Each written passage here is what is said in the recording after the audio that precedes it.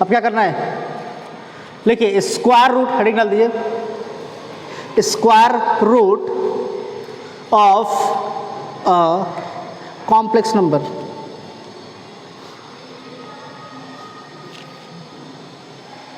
Square root of a complex number. देखिए कोई भी कॉम्प्लेक्स नंबर दे रखा है, जैसे कि हम कह लेते हैं z is equal to a plus i b, क्या दे रखा है, इसका आप लोग को स्क्वायर रूट निकालना है। क्या निकालना है, स्क्वायर रूट कहने का मतलब क्या हो गया, कैसे निकालेंगे स्क्वायर रूट, अंडर रूट 9 होता है तो क्या आता है, और वही अगर ऐसे हो जाए 2 + 3i, फिर क्या होगा, बोलिए कैसे निकालते हैं square root of a complex number, किसी को कोई आइडिया, कोई आइडिया नहीं, बहुत बढ़िया, आइडिया नहीं है तभी तो मैं बताऊंगा, आइडिया हो जाए तो मैं क्या बताऊंगा, फिर मेरा तो काम खत्म हो जाएगा। ठीक है, उसको ठीक से बंद कीजिए ना, वो आवाज़ अभी भी आ रहा है। हाँ, बंद नहीं होता है, कोई बात नहीं। तो देखिए क्या करना है, जब भी किसी नंबर का हमें स्क्वायर रूट निकालना है, कॉम्प्लेक्स नंबर का स्क्वायर रूट निकालना है, तो एक तो होता है लंबा तरीका, लॉन्ग प्रोसेस, एक होता है सीधा फॉर्मूले पे पुट कर दे। तो लंबा तरीका करने का मतलब कि ऐसे ही करना पड़ेगा आपको, यहाँ से क्या करना पड़ेगा, इसको अगर x प्लस आई वाई मानते हैं, क्या मान लेते हैं, तो under root a plus i b हो जाएगा, क्या हो जाएगा ना।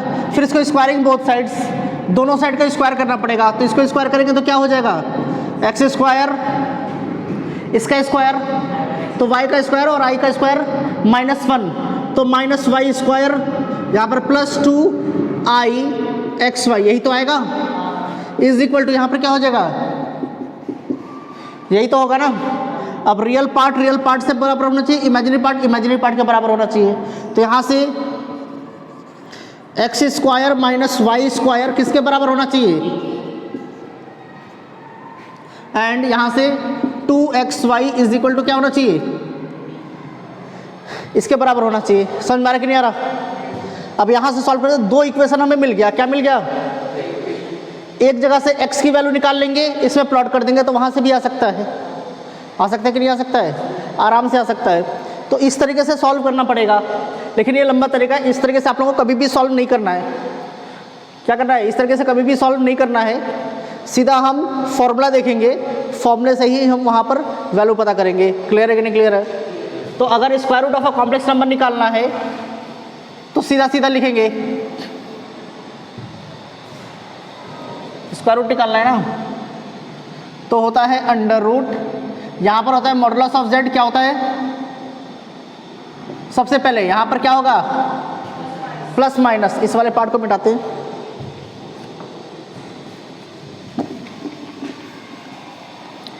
Under root mod of z plus real part of z। अगर हमारा कॉम्प्लेक्स नंबर है, इसको मान लीजिए,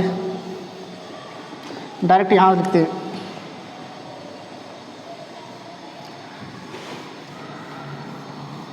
स्क्वायर रूट निकालना है तो सीधा ऐसे निकालना है, अंडर रूट अगर a प्लस आई बी है, क्या है, तो यहाँ पर होगा प्लस माइनस, फिर क्या होगा, अंडर रूट होगा ना, अंडर रूट क्या हो जाएगा, mod of z plus real part of z upon 2, क्या होगा, समझ में आ रहा।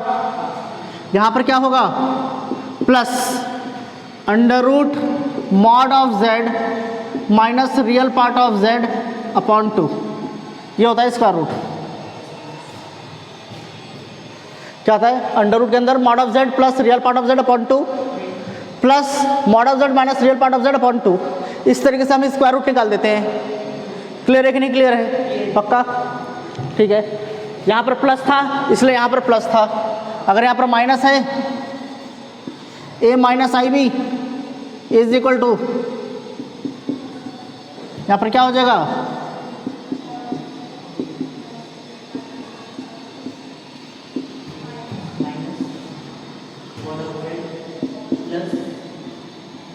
Modulus of z plus minus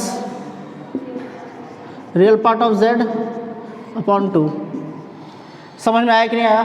तो ये फॉर्मूला सीधा सीधा यूज़ करना है, उतना तामझाम नहीं करते जाना है उसको। क्लियर है कि नहीं क्लियर है? तो ये दोनों फॉर्मूला यूज़ करना है, इस फॉर्मूले से सीधा स्क्वायर रूट निकाल देना है, वैल्यूज प्लॉट कर देने हैं। ए क्या है? Real part. बी क्या है? Imaginary part. इसमें पुट करेंगे, आंसर आएगा डायरेक्ट। क्लियर है कि नहीं क्लियर है? चलिए नोट कीजिए इसको।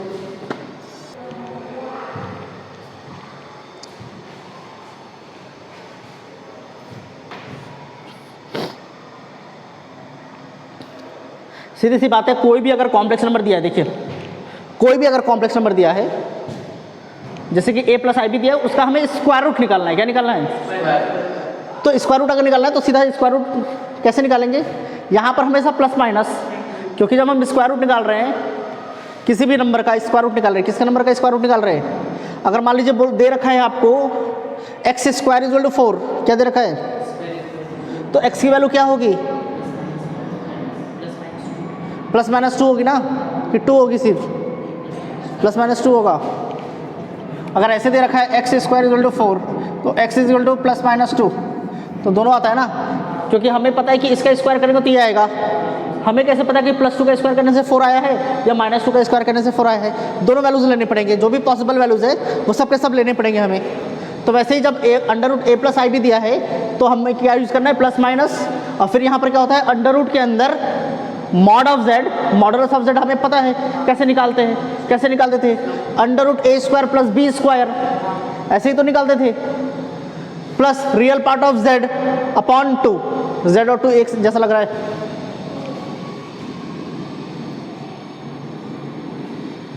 यहां पर प्लस का साइन, जो यहां पर अगर प्लस का साइन है तो यहां पर भी ठीक है, mod of Z minus real part of z upon 2। Clear है कि नहीं क्लियर है? और अगर यहाँ पर माइनस साइन है, माइनस साइन, तो यहाँ पर माइनस साइन रहेगा, बाकी सबका सब वैसे ही रहेगा। ये रियल पार्ट ऑफ जेड कहने का मतलब क्या है? ए। रियल पार्ट ऑफ जेड कहने का मतलब क्या है? ए। क्लियर है कि नहीं क्लियर है? और यहाँ पर हमेशा 2 आता है। क्लियर है? चलिए इसको नोट कीजिए, लिखिए क्वेश्चन लिखिए, find the square root, find the square root of 3 plus 4i।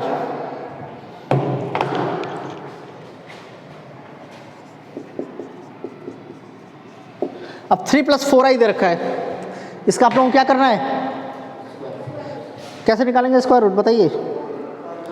फॉर्मूले से। अरे बहुत बढ़िया, आप लोगों को तो पता है फॉर्मूले से निकालना है। देखिए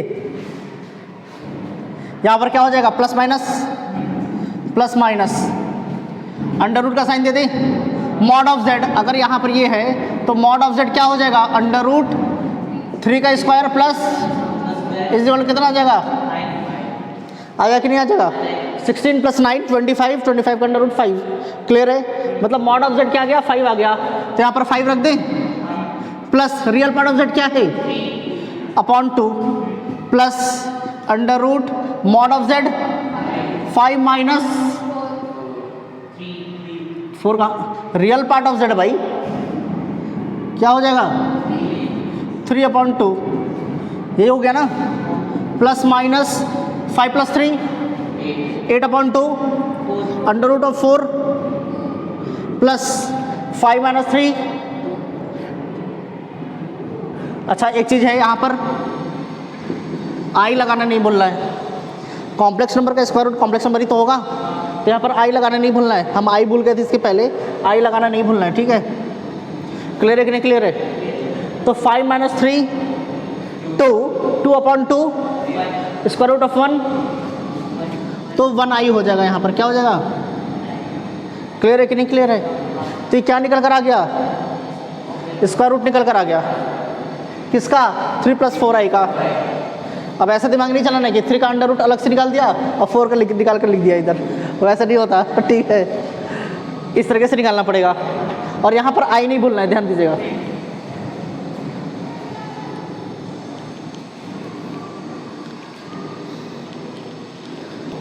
लेकिन मज़ा भी आता है तैयारी करने में। आप लोग भी तो स्कूल में किए ही होंगे, मज़ा आता था क्या? डांस वांस में पार्ट लेते थे? हाँ, डांस में लेता ही नहीं था, ये क्या मतलब हुआ? डांस, फिर परेड, परेड में लेते थे, मार्च पास्ट में लेते थे, left right left, left right left. अच्छा हो गया क्या ये? पार्ट लेना चाहिए भाई, कोई भी प्रोग्राम हो रहा है तो लेना चाहिए। वो अलग बात है कि मैं कभी ये सब चीज़ में पार्ट लिया ही नहीं, लेकिन लेना चाहिए। हाँ, गेम्स कर रहा था तो गेम्स में मैं लेता था। चेस कौन खेलता है आप लोग में से? कोई खेलता है क्या चेस? कौन खेलता है? खेलते? तगड़ा कौन खेलता है? तगड़ा, बढ़िया खेलते? कोई बात नहीं, आई फ्लू सही होने दीजिए, उसके बाद खेलेंगे। चेस लेकर आएंगे एक दिन और चेस खेला जाएगा। अगर आप लोगों ने हरा दिया मेरे को तो पार्टी बड़ी वाली, जो आप बोलेंगे वो आएगा। और अगर नहीं हरा पाए तो मैं जो फॉर्मूला बोलूँगा उसको अगले दिन याद कर आना पड़ेगा, ठीक है? क्लियर? बैडमिंटन भी खेलते हैं, बैडमिंटन में भी अगर हरा दिया मेरे को, बैडमिंटन में तो 10 मैच में से 1 मैच हरा दीजिए मेरे को, चेस में भी मैं 10 मैच में से 1 मैच हरा दीजिए मेरे को, तो पार्टी एकदम बड़ी वाली पार्टी, ठीक है? ज़्यादा लेकिन ओवर कॉन्फिडेंट भी नहीं होना चाहिए। पता चला कि अभी खेलने बैठे वो हरा दिया मेरे को। चलिए कोई बात नहीं, लिखिए क्वेश्चन लिखिए, कुछ भी हो पार्टी तो होगी। If z is equal to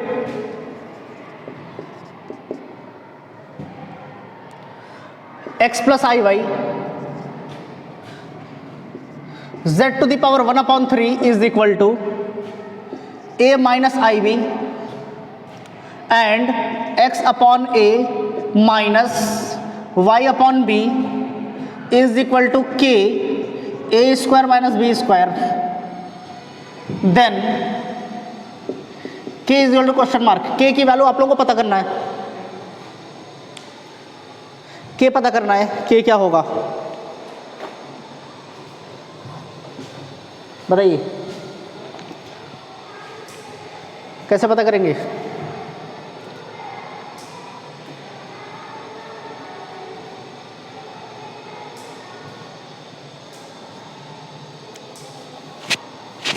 कोई तरीका? के कैसे पता करेंगे?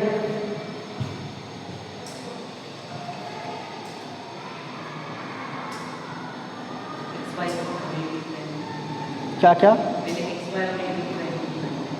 पहले एक्स वाई को क्या करेंगे? वैल्यू यूज करेंगे। कैसे यूज करेंगे? बोलिए। अरे z तो दे रखा है ना, x प्लस आई वाई, यहाँ रख देंगे x प्लस आई वाई, रख सकते हैं क्या? यहाँ पर रख देंगे x plus i y to the power क्या है, इज इक्वल टू क्या है, a माइनस आई बी। हो गया।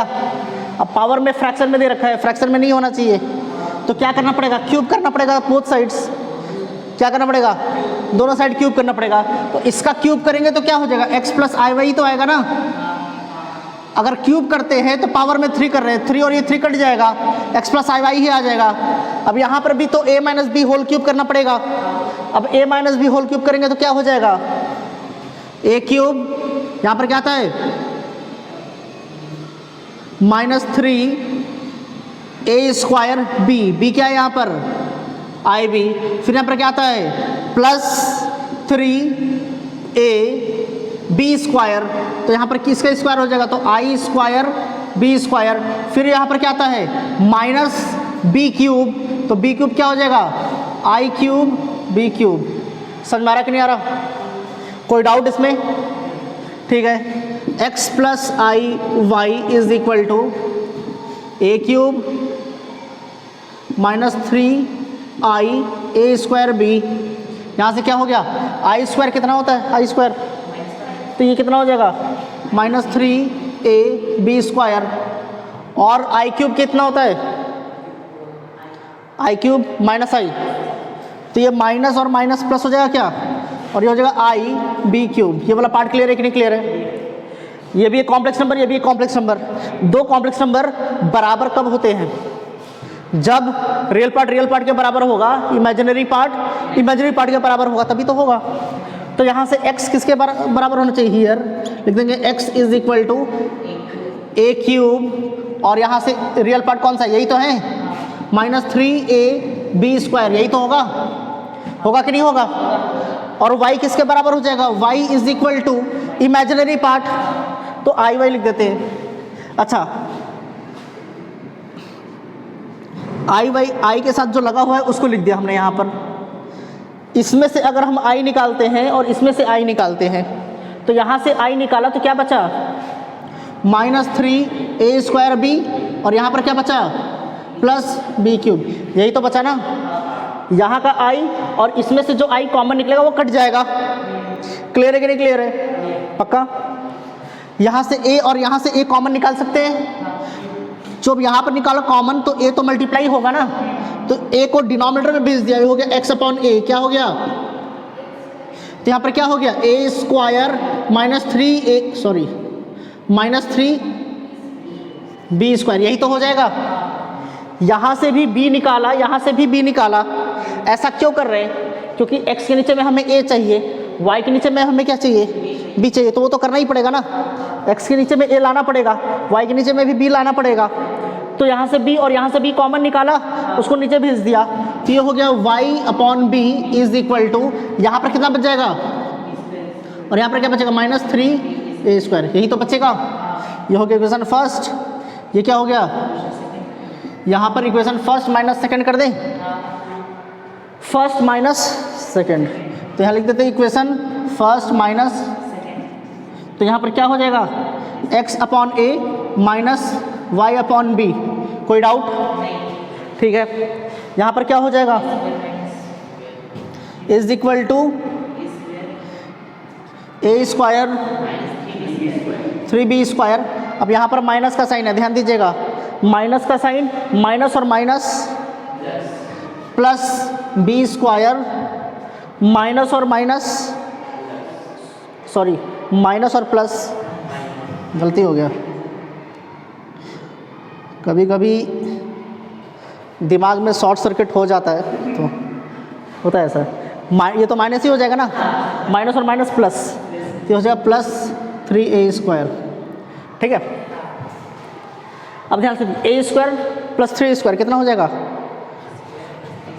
x/a minus y/b is equal to a² + 3a², 4a², -3b minus b², यही तो होगा। कोई doubt?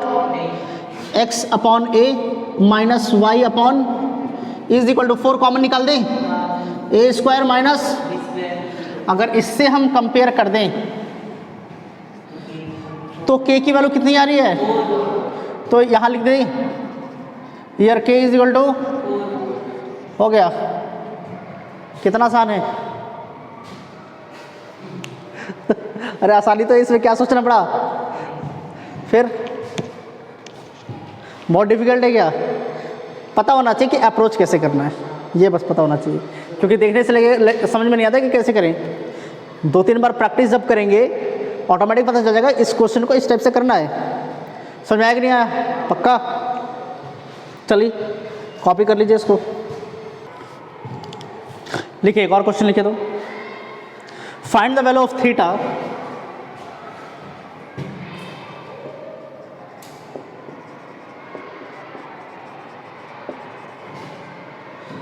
if 3 + 2i sin theta upon 1 - 2i sin theta is purely real or purely imaginary?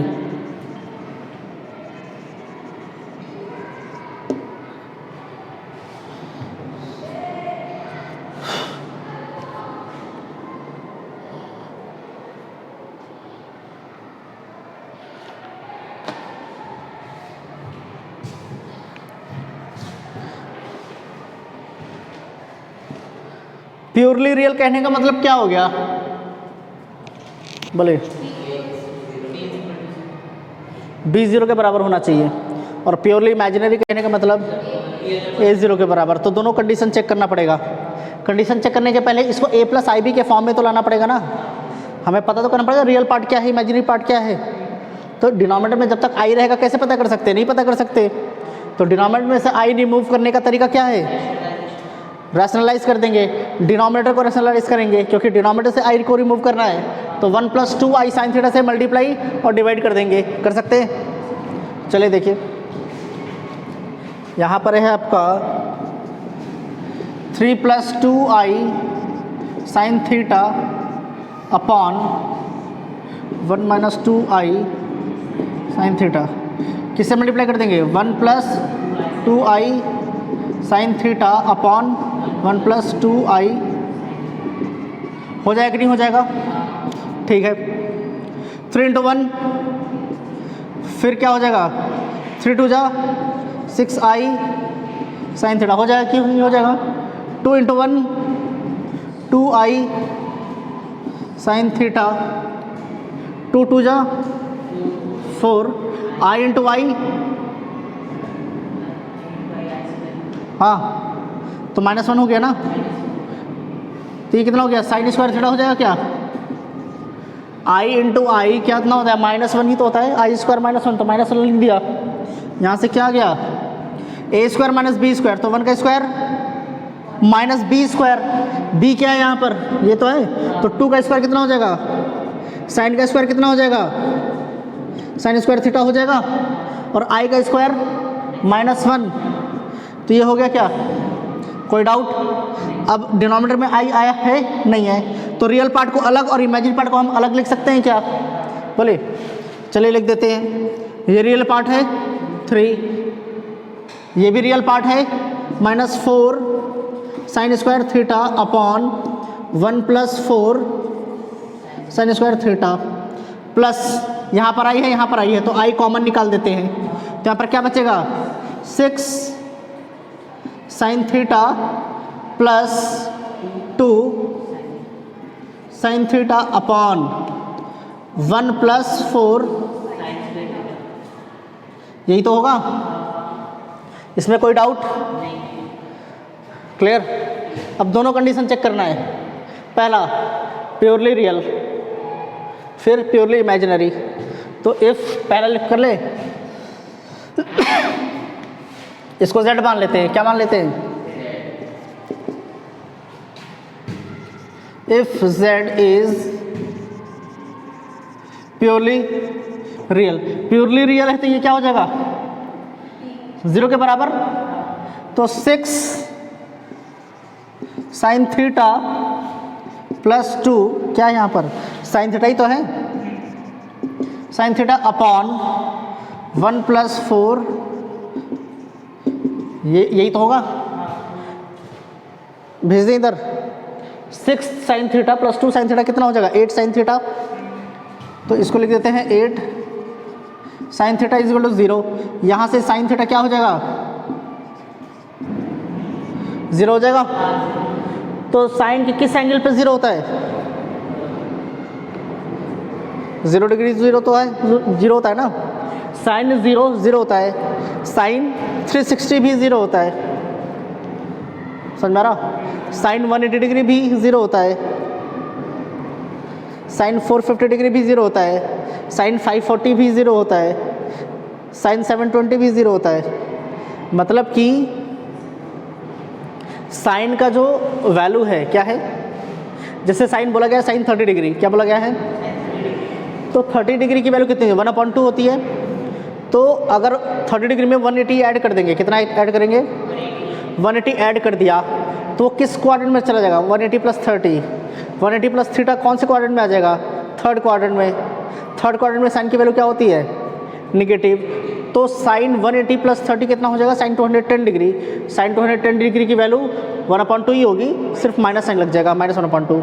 मतलब कि 180 add करते चले जाइए, सिर्फ माइनस साइन लगाते जाइए। फिर से 210 डिग्री आया था, उसमें फिर से 180 ऐड कर देंगे, तो फिर से वो आ जाएगा 1/2। फिर ऐड करेंगे फिर आ जाएगा -1/2, फिर ऐड करेंगे फिर से आ जाएगा 1/2।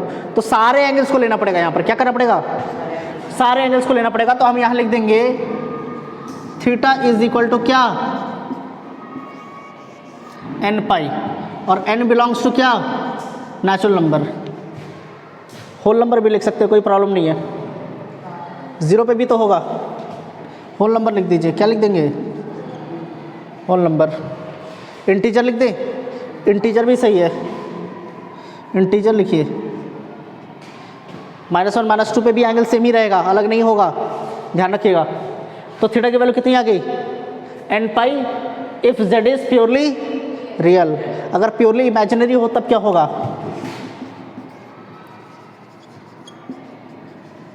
प्योरली इमेजिनरी तो ये वाला पार्ट तो 0 के बराबर हो जाएगा। अब इसको 0 के बराबर रखेंगे तो ये तो इधर आकर मल्टीप्लाई हो जाएगा ना, तो ये वाला पार्ट तो 0 हो गया। जैसे यहाँ पर डिनोमिनेटर को मल्टीप्लाई किया था तो 0 हो गया था, वैसे यहाँ पर भी ये मल्टीप्लाई होगा तो 0 हो जाएगा। तो सिर्फ इसको 0 के बराबर लिख देते हैं, तो यहाँ पर क्या हो जाएगा 3 - 4 थीटा इज इक्वल टू क्या हो जाएगा 0। क्लियर है कि नहीं क्लियर है। अब यहाँ से कितना हो जाएगा sine square theta is equal to -3 upon -4, तो 3/4 हो जाएगा। कोई डाउट, पक्का क्लियर है कि नहीं, अरे कोई डाउट है, क्या बोल रहे हैं। 3 इधर गया, कितना हो गया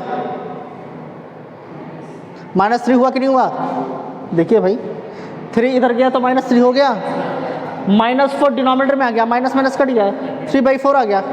इतना छोटा सा कैलकुलेशन नहीं कर पा रहे, बताइए।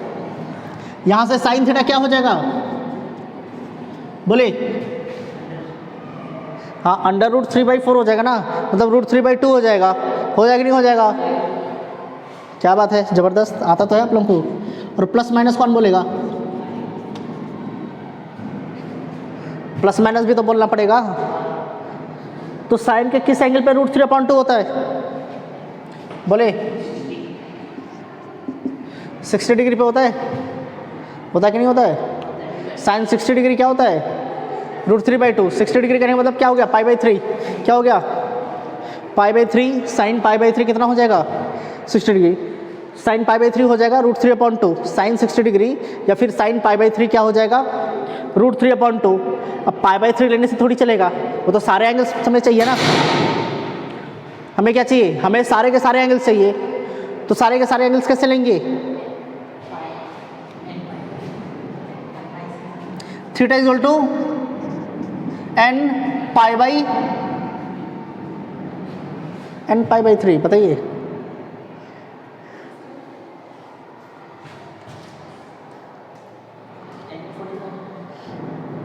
क्या बावला हो गया, 45 कह रहा है। उस सारे एंगल्स लेने पड़ेंगे ना। अच्छा ट्रिग्नोमेट्री हमने किया था ना, ट्रिग्नोमेट्री में प्रिंसिपल सॉल्यूशन जनरल सॉल्यूशन नहीं किया था हमने। जब प्रिंसिपल सॉल्यूशन जनरल सॉल्यूशन किए नहीं, ये तो कॉम्प्लेक्स नंबर है।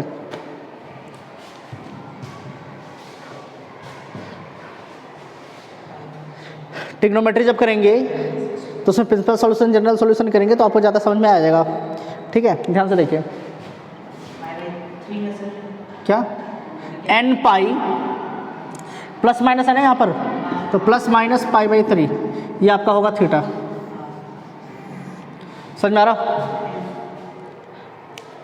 n पाई प्लस π/3 और n क्या है यहाँ पर, n बिलोंग्स टू इंटीजर, मतलब कि n का यहाँ पर कोई भी इंटीजर आप रखिए, कोई भी इंटीजर रखिए, वो जो भी आंसर आएगा यहाँ पर उसको जब हम सॉल्व करेंगे, साइन इसको सॉल्व करने से जो भी आया साइन उसका अगर हम लेते हैं तो हमेशा क्या आएगा, प्लस √3/2 भी आ सकता है, -√3, दोनों ही आएगा। समझ में आ रहा कि नहीं आ रहा, दोनों ही आएगा, एक नहीं आएगा, क्योंकि यहाँ पर क्या आ रहा है प्लस माइनस आ रहा है, तो इसलिए हमने यहाँ पर प्लस माइनस यूज़ किया है ताकि दोनों आंसर आए। सिर्फ एक आंसर नहीं चाहिए हमें, दोनों आंसर चाहिए। क्लियर है कि नहीं क्लियर है, पक्का, कोई डाउट इसमें, कोई डाउट हो तो पूछ सकते हैं आप लोग। क्लियर है, चलिए इसको नोट कीजिए फिर।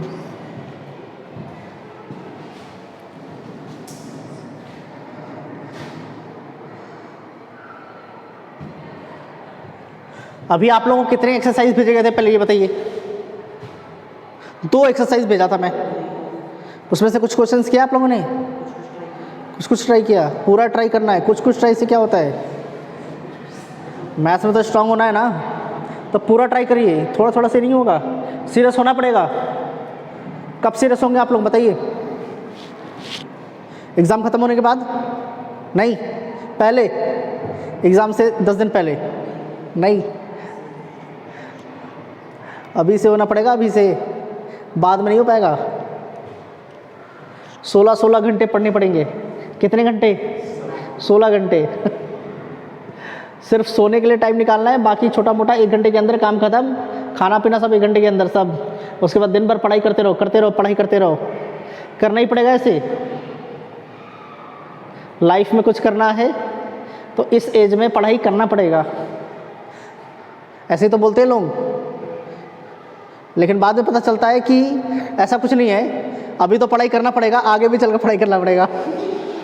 ठीक है, ऐसे ही बोलते हैं ना कि अभी पढ़ाई कर लो, इस समय अगर पढ़ाई कर लिया तो आगे मौज है। अरे मौज कैसे है? इसके बाद मेडिकल में चले जाएंगे, इंजीनियरिंग में चले जाएंगे, उसके बाद वहाँ पर हालत ख़राब हो जाएगी पढ़ते पढ़ते। मौज थोड़ी है। उसके बाद जॉब लग जाएगी, जॉब में भी अगर आप लोग CS से हैं तो उसमें आपको पढ़ाई करना पड़ेगा। कुछ ब्रांच ऐसे हैं जिसमें आपको हमेशा पढ़ाई करना पड़ेगा, जैसे कंप्यूटर साइंस ब्रांच हो गया। कंप्यूटर साइंस में क्या है, हमेशा अपडेट्स आते रहते हैं, अपडेट्स आते रहेंगे, तो आपको हमेशा पढ़ाई करता रहना पड़ेगा। जब तक आप मर नहीं जाते तब तक आपको पढ़ना पड़ेगा, वरना आप ओल्ड फैशन हो जाएंगे। ऐसे ही तो होता है।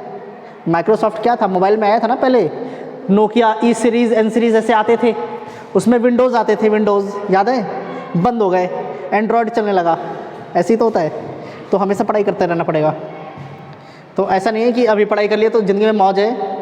मौज करने के लिए पढ़ाई करते रहना पड़ेगा। हाँ, जो आपका ये सफ़र है ना, जो भी ख़त्म हो जाएगा उसी को एंजॉय करते चलिए, यही एंजॉयमेंट है। ये जो आप पढ़ाई कर रहे हैं, स्ट्रगल कर रहे हैं, यही तो एंजॉयमेंट है। उसको एंजॉयमेंट नहीं करते घर पे जाकर सोए और सो गए एकदम मस्त, आराम से सो गए और मज़े कर रहे हैं, उसको एंजॉयमेंट नहीं कहते।